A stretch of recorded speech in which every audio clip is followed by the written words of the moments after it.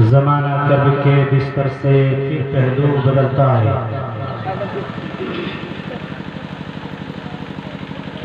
زمانہ کرب کے بستر سے پھر پہلو بدلتا ہے،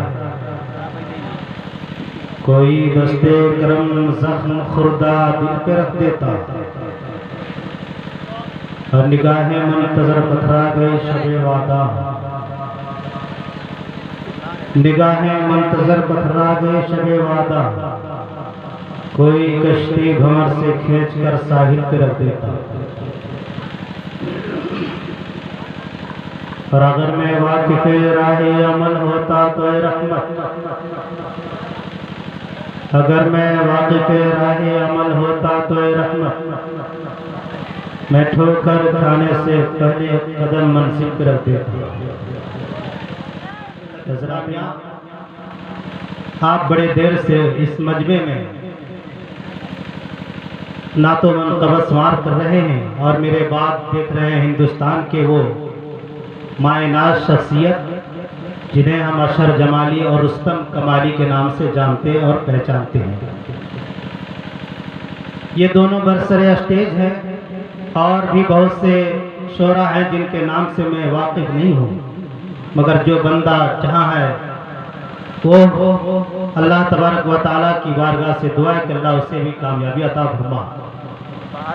حضرات محترم، آج اور کی گنگناہٹ پر بھی ہے، جن کی حکومت ستاروں کی جگمگاہٹ پر بھی ہے، اس مدنیت تاجدار کی بارگاہ میں کہ جن کو خدا نے کہیں مدثر کہہ کر پکارا، کہیں مزمل کہہ کر پکارا، کہیں یا ایھا رسول کہہ کر پکارا، کہیں یا ایھا نبی کہہ کر پکارا، اس مدنیت تاجدار کی بارگاہ میں عقیدت و محبت کے ساتھ درود پاک کا ہدیہ پیش کریں۔ سیدنا و شفیعنا حبیبنا و مولانا محمد و بارک سلم صلو علیہ الصلاۃ و سلام علیک یا رسول اللہ، صلاۃ و سلام علیک یا حبیب اللہ صلی اللہ تعالی علیہ وآلہ وسلم۔ آپ سوچ رہے ہوں گے یہ آج غلام احمد رضا کو ہو کیا گیا ہے؟ آج یہ محفلیں ہیں 40واں کے تعلق سے، موت کے تعلق سے۔ میں نے آیت پاک آپ کے پاس جو پڑھا ہے وہ ہے وَلَا تَهِنُوا وَلَا تَحْزَنُوا وَأَنْتُمُ الْأَعْلَوْنَ إِن كُنتُم مُؤْمِنِينَ۔ کامرانی تمہارے اندر ہے، عرضمندی کا تاج تمہیں دیا جائے گا، کونین کو نالین بنا کر تمہارے قدموں میں ڈال دیا جائے گا۔ صبح نشاط انگیز میں قرآن کا یہ قاری جب اس حوصلہ انگیز آیت کریمہ کی تلاوت کرتا ہے، آنسوؤں کی بوچھار قرآن مقدس کی صفحات پر برس پڑتے ہیں، دل کا دریچہ کھلتا ہے، روح سراپا سوال بن کر بارگاہ یزدانی کی چوکھٹ پہ کھڑی ہو جاتی ہے اور شاعر مشرق کی اس شعر کی ترجمان بن جاتی ہے کہ چپ نہ رہ سکے حضرت یزداں میں بھی اقبال کرتا کوئی بندے گستاخ کا منہ بند، روح گویا ہوئی مولا تیری رحمت مجھ سے سوال کرتی ہے، کاہے کی گھبراہٹ، کاہے کی پریشانی، کاہے کی دردمندگی، یہ تیرے چہرے پر احساس کمتری کا شکار کیوں نظر آ رہا ہے؟ آج درماندگی کیوں نظر آ رہی ہے؟ آج مسلمان جگہ جگہ پر گولیوں کے نشانوں پر کیوں کھڑے ہیں؟ آج مسلمانوں کے بچے محفوظ نہیں ہیں، آج بیٹیاں محفوظ نہیں ہیں، آج مسجدیں محفوظ نہیں ہیں، آج ہمارے گلیاں محفوظ نہیں ہیں، آج مسجدوں کے منبر و محراب محفوظ نہیں ہیں۔ تو سنو مسلمانوں، قرآن کہتا ہے وَلَا تَهِنُوا وَلَا تَحْزَنُوا وَأَنْتُمُ الْأَعْلَوْنَ إِن كُنتُم مُؤْمِنِينَ۔ کامیاب تم رہو گے، کامرانی تمہارے اندر ہے، عرضمندی کا تاج تمہیں دیا جائے گا۔ لیکن دیکھا یہ جاتا ہے بہو بیٹیوں کی عزت آج ہماری محفوظ نہیں ہے، مسجدیں ہماری توڑی جا رہی ہیں، آج جگہ جگہ پر مسلمان گولیوں کے نشانوں پر کھڑا ہے۔ سوچا آپ نے کیوں؟ اگر آپ کہیں گے مسلمانوں، اگر یہ آپ کہیں گے یہ 14 صدی کا انسان ہے، اگر 14 صدی کا انسان ہے، یہ کہتا یا رسول اللہ آپ کے قدم ناز نبوت پر آپ نے کہہ دیا، آپ نے کہہ دیا، اللہ تبارک و تعالیٰ کہتا ہے وَلَا تَهِنُوا وَلَا تَحْزَنُوا وَأَنْتُمُ الْأَعْلَوْنَ إِن كُنتُم مُؤْمِنِينَ۔ کامیابی تمہارے اندر ہے، کامرانی تمہارے اندر ہے، لیکن تم مومن کامل بن جاؤ۔ مومن کی پہچان یہ ہے کہ شراب اس کے ہاتھ میں نہیں ہوتی ہے، مومن کی پہچان یہ ہے پیشانی اس کے سجدے میں ہوتے ہیں، مومن کی پہچان یہ ہے جھوٹ اس کے زبان سے نہیں نکلتے، مومن مومن کی پہچان یہ ہے کہ گالی اس کے زبان سے نہیں نکلتے، مومن کی پہچان یہ ہے چگل خوری نہیں کرتا، مومن کی پہچان یہ ہے کسی کا حق نہیں مارتا، مومن کی پہچان یہ ہے کسی کو گالیاں نہیں دیتا، مومن کی پہچان یہ ہے کسی پر ظلم و ستم کے پہاڑ نہیں توڑتا، مومن کی پہچان یہ ہے کہ مومن کسی کے راستے میں کانٹے نہیں بچھاتا، مومن کی پہچان یہ ہے کسی کے زمین کو نہیں ہڑپتا، مومن کی پہچان یہ ہے کسی کو گالیاں نہیں دیتا۔ تو جو گالیاں نہ دے وہ مومن کامل بن جائے، جو نماز پڑھے وہ مومن کامل بن جائے، جو جھوٹ نہ بولے مومن کامل بن جائے، جو چغل خوری نہ کرے وہ مومن کامل بن جائے، جو زکات دے وہ مومن کامل بن جائے، نماز میں اپنے پیشانی کو رب قدیر کی بارگاہ میں جھکا دے، وہ مومن کامل کی پہچان ہے۔ رب قدیر فرماتا ہے اگر تم مومن کامل بن جاؤ گے کامیابی کو تمہارے قدموں پہ ڈال۔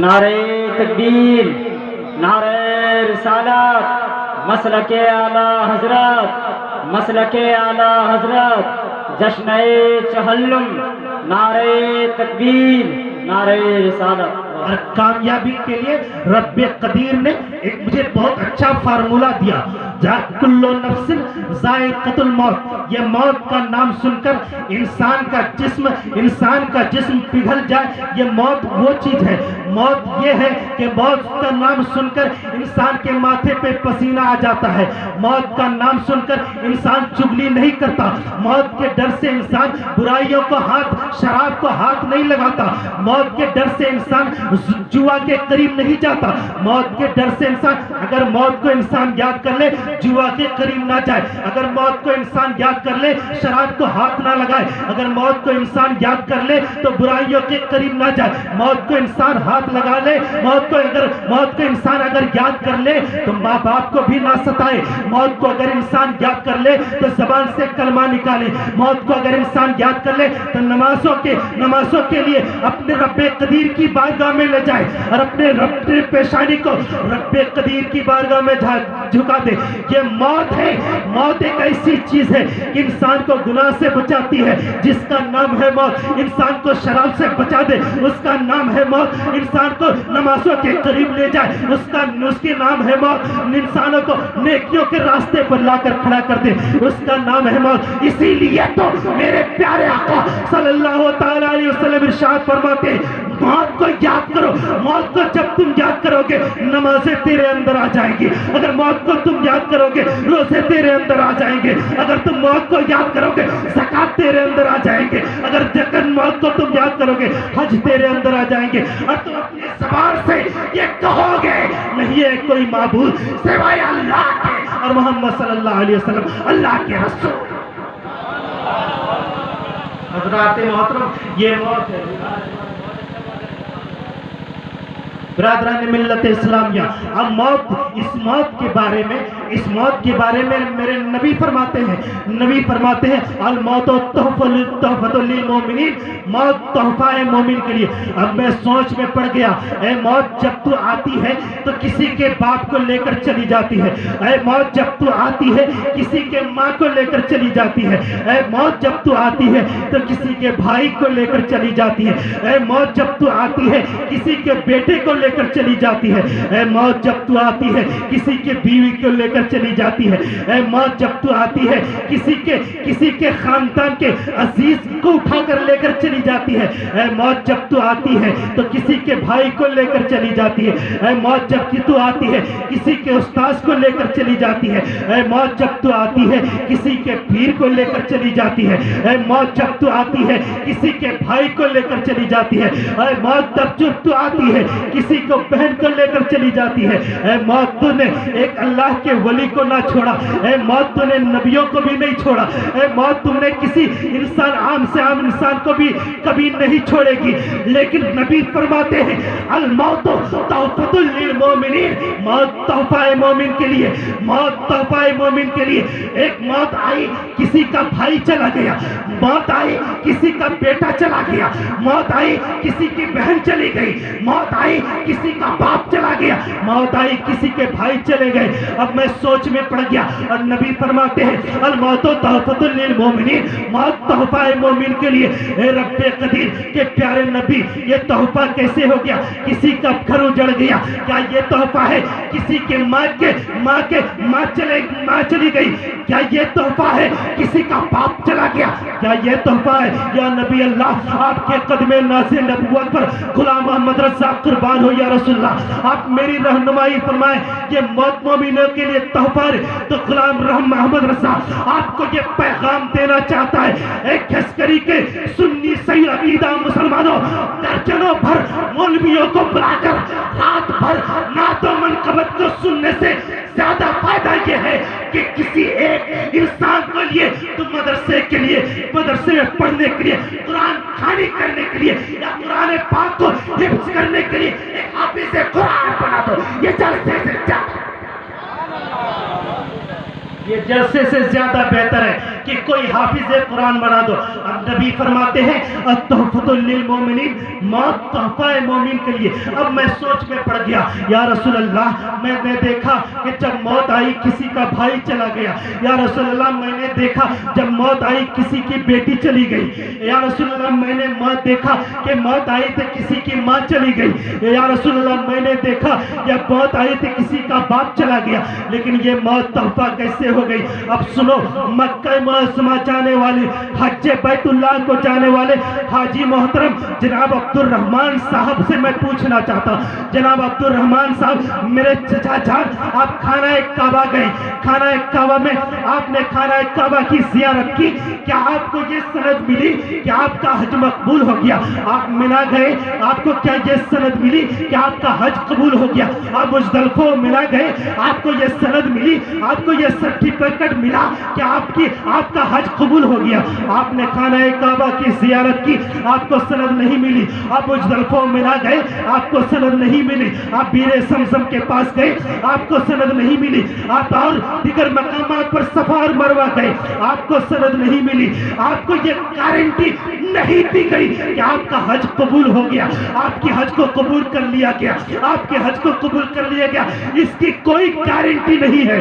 لیکن جیسے ہی ایک حاجی حج بیت اللہ کے جب خانہ کعبہ کا طواف کر کے مزدلفہ منا کو دیکھ کر منا میں جا کر قربانی کر کر صفا و مروہ کی سعی کر کے جب حج بیت اللہ کے سارے ارکان کو عطا کر کے جب وہ انسان نکلتا ہے روضہ رسول کی طرف جب وہ پڑھتا ہے، جیسے ہی اس انسان کی نظر روضہ رسول پر پڑتی ہے، جالیوں سے، گنبد خضرا کی جالیوں سے یہ آواز آتی ہے، غلام محمد رضا تو سوال کرتا تھا نا کہ موت تحفہ کیسے؟ تو سنا موت تحفہ کیسے؟ من زارا قبری وجبت لہو شفاعتی، ارے جس نے میرے قبر کی زیارت کی اس کی شفاعت میرے اوپر واجب۔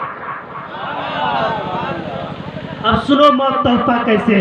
تو جب ایک انسان، ایک مسلمان جب مرتا ہے، جب موت کا پسینہ ماتھے پر آتا ہے، جب اس کے جسم سے روح نکلتی ہے، پاؤں ہاتھ میں تڑپ پیدا ہوتی ہے، جب جسم سے روح نکلتی ہے، بدن سے جب روح نکلتی ہے، تو وہ روح نکلنے کے بعد اس کے اعضاء کو روح کی اتنی تکلیف ہوتی ہے، اگر اس کے پاؤں کی قوت کو اللہ تبارک و تعالی سلب نہ کرے، اگر اس کے ہاتھ کی قوت کو اللہ تبارک و تعالی سلب نہ کرے، تو نبی فرماتے ہیں کہ وہ انسان موت کی تکلیف سے دوڑتا ہوا بھاگے گا، انسان بھاگے گا موت کی تکلیف کی وجہ سے۔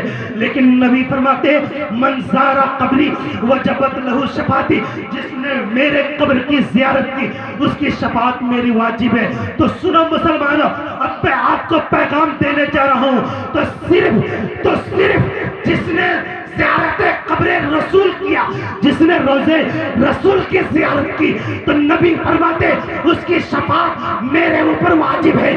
لیکن میرے عقیدہ یہ بولتا ہے جب ایک انسان مرتا ہے، منکر نکیر جیسے ہی وہ انسان چند قدم اسے دفن کر کے ان کے عزیز و اقارب، ان کے رشتہ دار، ان کے پڑوسی انہیں دفن کر کے چند ہی قدم چلتے ہیں، منکر نکیر آتے ہیں، آ کر سوال کرتے ہیں من رب کا، تیرا رب کون ہے؟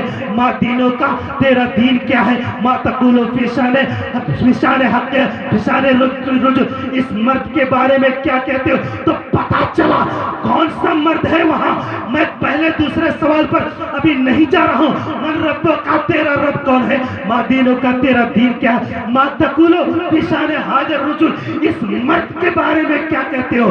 तो सुनो मुसलमान, मैं आपसे सवाल करूं, वो किस मर्द के बारे में इशारा किया जा रहा है, तो आपका जवाब होगा कोई और मर्द नहीं, वो बल्कि मेरे अल्लाह के नबी मोहम्मद मुस्तफा सल्लल्लाहु ताला अलैहि वसल्लम होंगे।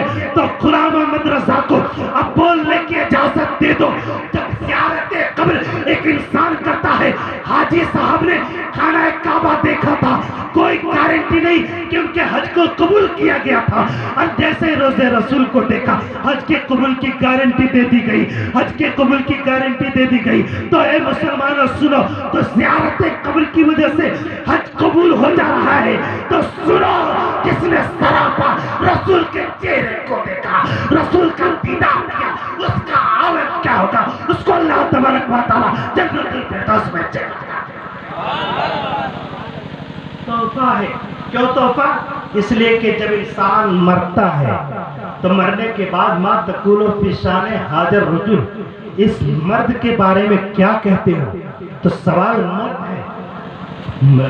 फरिश्ते ये भी कह सकते थे माँ तकुलो फिशाने हाजर, माँ तकुलो फिशाने हाजर हाजर नबी, नबी के बारे में क्या कह सकते हो।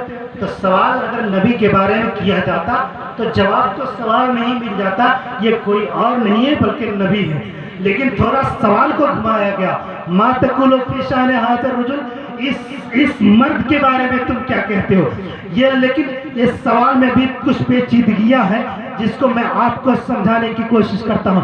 पहला सवाल क्या किया जाता है, मन रब्बो का, तेरा रब कौन है। अब मैं आपसे अदब व एहतराम के साथ सवाल करूँ, यहाँ ये लाइट चल रही है, शामियाना लगा हुआ है, अभी ये लाइट बंद कर दी जाए। बंद करने के बाद एक इंसान को पकड़कर मैंने पकड़कर लेटा दिया जमीन पर। जमीन पर लेटाने के बाद मैंने उस इंसान को चादरों से तिरपालों से ढक दिया, और उसके बाद फिर मैंने कहा जनरेटर ऑपरेटर साहब से कि इंसान तो फिर लाइट को तेज करो। अब मैं आपसे अदब एहतराम के साथ पूछूं कि आपको पूछा जाएगा कि इस इंसान के बारे में बताइए, इंसान कौन है।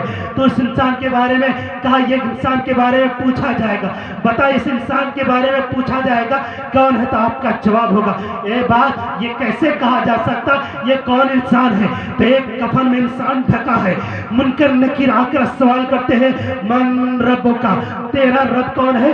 अगर वो दीन का मानने वाला होता है, रब्बे कदीर का मानने वाला होता है, अगर अल्लाह तबारक व तआला का, अल्लाह तबारक व तआला की हम्दो सना को बयान करने वाला होता है, वो इंसान तो कहता है रब्बी अल्लाह, मेरा रब अल्लाह है। फिर जब सवाल उठता है, रब के मानने वाले ईसाई भी हैं, रब के मानने वाले यहूदी भी हैं, रब के मानने वाले हिंदू भाई भी हैं, रब के मानने वाले बहुत से लोग हैं जो ईश्वर को, बहुत से लोग हैं जो अल्लाह को मानने वाले हैं। अब इस मानने में भी बहुत से फिरके हैं, कोई वहाबी है, कोई सुन्नी है, कोई तबलीगी जमात का है, कोई अहले हदीस है, अनगिनत फिरके हैं। तो जब इन अनगिनत फिरकों की पहचान करना हो, पहचान करना हो किस धर्म की बुनियाद पर, किस दिल की बुनियाद पर कि अल्लाह तबारक व तआला को मानता है, क्या ईसाइयों के धर्म की बुनियाद पर अल्लाह को मानता है। कहा नहीं, सवाल किया जाता है माँ दीनों का, तेरा दीन क्या है। तो दीन के बारे में जब सवाल होता है तो कहता दीन इस्लाम। तो पता चल जाता यहूदी नहीं है, पता चल जाता है ईसाई नहीं है, पता चल जाता है कि कोई और धर्म का मानने वाला नहीं है, बल्कि ये दीन इस्लाम का मानने वाला है। अब दीन इस्लाम में भी बहुत से मानने वाले हैं यहूदी, दीन इस्लाम में भी एक देवबंदी इंसान भी ये दावा करता है कि हम भी दीन इस्लाम के पैरोकार हैं, हम भी अहले हनफी हैं, हम भी दीन इस्लाम के मानने वाले हैं। देवबंदी भी कहता है, अहले हदीस भी कहता है, यहूदी अहले हदीस भी कहता है, और जितने भी बातिल फिरके हैं वो सारे के सारे ये दावा करते हैं हम दीन इस्लाम के मानने वाले हैं। तो मुसलमानों फौरन से सवाल किया जाता है कि इंसान माँ तकुलो फिशाने हाजर रजुल, दीन इस्लाम को तो मानते हो, नबी को अपना सा बशर तो नहीं कहते, नबी को अपना जैसा तो नहीं करते। वो तड़प कर इंसान जवाब देता है, अरे ये वही नबी है जिनको मैंने बगैर देखे ये कलमा पढ़ा करता था, ला इलाहा इल्लल्लाह मुहम्मद। یہ نبی کا کلمہ ہے.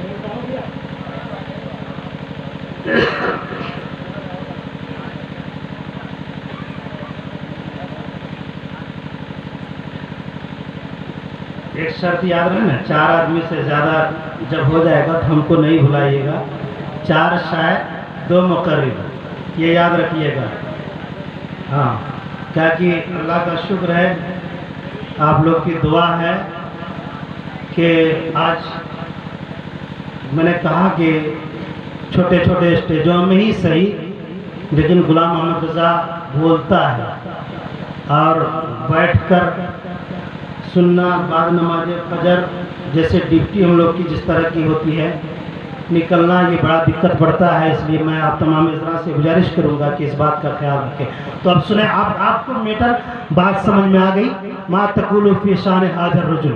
اب نبی کے چاہنے والے اگر آپ ہیں، اگر آپ نبی کا کلمہ پڑھنے والے ہیں، اگر آپ نبی سے محبت کرنے والے ہیں، نبی کی محبت کو اپنے سینے میں اگر بسایا ہے، یقیناً آپ یہ کہیں گے، آپ کا ہر سنی صحیح عقیدہ مسلمان کا یہ دعویٰ ہے کہ نبی کا کلمہ ہم پڑھتے ہیں، نبی سے محبت ہم کرتے ہیں، نبی سے عشق ہم رکھتے ہیں، نبی سے پیار ہم کرتے ہیں.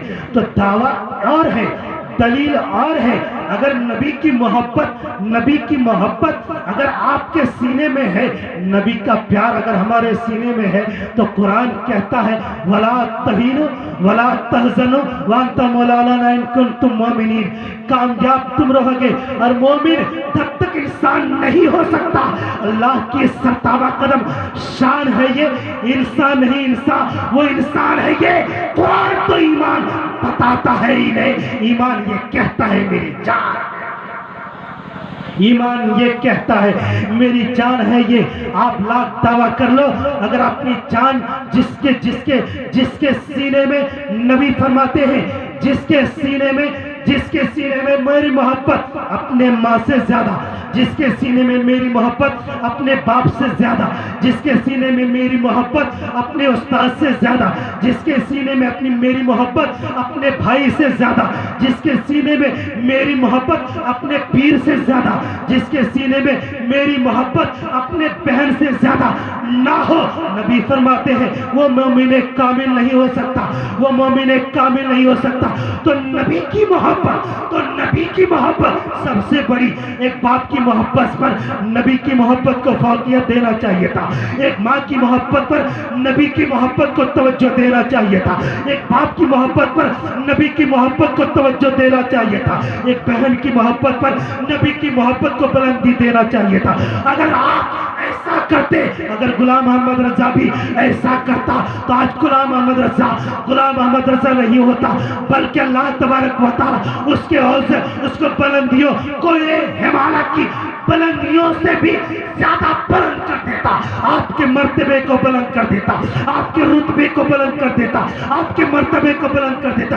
اور جب انسان بلند ہوتا ہے، رب قدیر فرماتا ہے، جب انسان کا مرتبہ بلند ہوتا ہے تو رب قدیر فرماتا ہے وَلَا تَهِنُوا وَلَا تَحْزَنُوا. تو وہ مومن کامل بنتا ہے، اور مومن کامل بن جاتا ہے تو قرآن گارنٹی دیتا ہے وَلَا تَهِنُوا وَلَا تَحْزَنُوا وَأَنْتُمُ الْأَعْلَوْنَ إِن كُنتُم مُؤْمِنِينَ. کامیاب تم ہو، کامرانی تمہارے اندر ہے، عرضمندی کا تاج تمہیں دیا جائے گا. کون ہے ان کو نادین بنا کر تمہارے قدموں میں. مگر شرط ہے کہ انسان جی شکر ہے. آخری بات کو میں، اگر زندگی شامل ہاں رہی اور 4 سے 4 رہا اور 2 رہا تو میری حاضری ہوگی، ورنہ میں ابھی معافی مانگ لیتا ہوں کہ انشاءاللہ آپ تمام حضرات بڑے باشعور، بہت ہی اچھے سے میری گفتگو کو آپ نے سماعت کیا ہے. ظہیر بابو اور ان کے بھائی یونس بابو نے بڑا اچھا مجموعہ اور بڑے دور